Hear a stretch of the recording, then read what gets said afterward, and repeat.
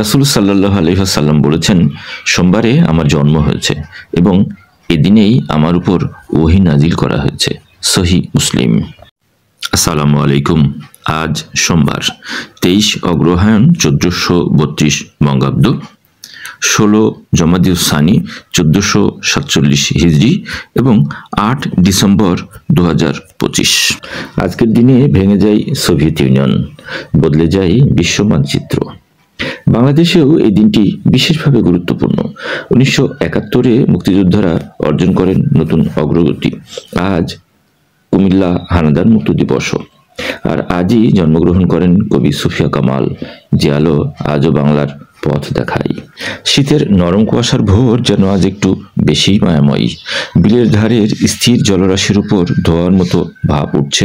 মনে হয় যেন প্রকৃতি নিঃশব্দে নিজের উষ্ণতা বিলিয়ে দিচ্ছে।